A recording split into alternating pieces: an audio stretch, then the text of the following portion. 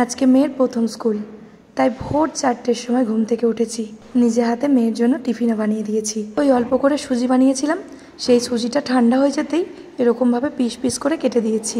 আর ওপর থেকে একটু কাজু কিশমিশ দিয়েছি। এই কাজু কিশমিশটা আমি রোজই ভিজিয়ে রাখি, প্রত্যেক দিন ওকে খাওয়াই, তাই ওগুলোই ওকে আজকে টিফিনে দিয়ে দিলাম। আমার মনে হলো সাত সকালবেলা সুজিটা ও নাও পছন্দ করতে পারে, সেই জন্য আমি কিছু ফল ওকে কেটে দিলাম। প্রথমেই দিয়েছিলাম তরমুজ থেকে দানাগুলো সব বার করে নিয়েছিলাম আর তেকোনাভাবে কেটে ওর টিফিন বক্সে সাজিয়ে দিয়েছিলাম। আর তার সাথে সাথে দিয়েছিলাম ছোট ছোট করে কুচো করে রাখা কয়েকটা শশার টুকরো। শশাটা বেশ আমার মেয়ে ভালোই খায়, কিন্তু সব কিছুই আমি অল্প অল্প করে ওকে দিচ্ছি। এরপর আমি দিয়েছিলাম কয়েকটা আঙুর খেতে তো আমার মেয়ে আগাগোড়াই খুব ভালোবাসে। আমি ভাবলাম আঙুরটা ওকে দেওয়া যেতেই পারে, অন্তত নষ্ট করবে না। আর একটা কাঁঠালি কলা নিয়ে গোল গোল করে কেটে ওর টিফিনে দিয়েছিলাম। ব্যাস, ওর আজকের টিফিন বক্স একদম রেডি। ওদের টিফিন বক্সে নাম লিখে দিতে বলেছিল, তাই আমি ভেতরের ছোট টিফিন বক্সটাতেও নাম লিখে দিয়েছি আর এই বড় টিফিন বক্সের সাইডেও নাম লিখে দিয়েছি। আর আমি এখানে একটা ফোক একটা স্পুন দিয়ে দিয়েছি। আমি যখন স্কুলে যেতাম আমার দিদুও কিন্তু সুন্দর করে আমার টিফিন বক্স সাজিয়ে দিত। আর ক্লাসগুলো করার পর আমি সবথেকে বেশি উৎসাহিত হয়ে থাকতাম টিফিন বক্সটা কখন খুলবো সেটা ভেবে।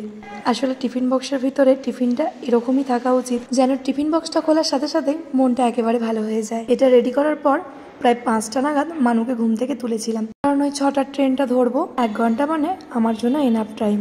মানুকে ঘুম থেকে তুললাম, টয়লেট নিয়ে গেলাম, বাথরুমের যাবতীয় কাজ সব সারিয়ে নিয়ে এসে ব্রাশ করালাম, তারপর গা হাতটা আর একটু ভালো করে মুছে দিয়ে ওকে ড্রেস পরিয়ে দিলাম।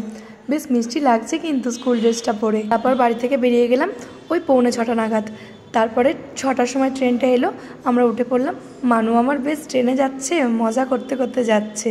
আমাকে বলছে, মা আমি আজকে স্কুলে যাচ্ছি, বলো নতুন স্কুলে? আমি বললাম, হ্যাঁ বাবু, দুষ্টুমি যেন করো না গিয়ে, তাহলেই হবে। তো ও বললো যে না না মা, দুষ্টুমি করবো না। স্কুলের সামনে চলে এসেছি, এবার মেয়ে স্কুলে ঢুকে যাবে। আমরা তো ঢুকতে পারবো না, আমরা বাইরে ওয়েট করব। মেয়ে চলে যাচ্ছে স্কুলে। আমি আর আন্টি গেছিলাম, তো আমরা গাছতলায় বসে ওয়েট করছিলাম। তারপর ঠিক 10টা 10 বাজতেই চলে গেলাম স্কুলের সামনে।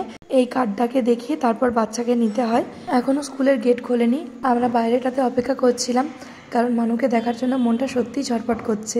কারণ মেয়েটা আজকের প্রথম স্কুল, কি করছে না করছে কিছুই তো বুঝে উঠতে পারছিলাম না। গিয়ে দেখলাম চুপটি করে বসে আছে। বললে, মাম্মাম দেরি করেছো কেন, তাড়াতাড়ি আসতে পারোনি? ওর প্রশ্নের উত্তর দিতে দিতে আমি পাগল হয়ে যাচ্ছিলাম। তারপর টোটো করে আমরা চলে এলাম হুগলি স্টেশন, আর হুগলি স্টেশন থেকে ট্রেনে করে চলে এলাম বাড়িতে এসে মেয়ের কাণ্ড দেখো। আগে দাদুর কাছে চলে গেল, দাদুর সাথে দাঁড়িয়ে দাঁড়িয়ে অনেকক্ষণ কথা বললো। আসলে অনেকক্ষণ দেখেনি তো, তাই মন খারাপ করছে।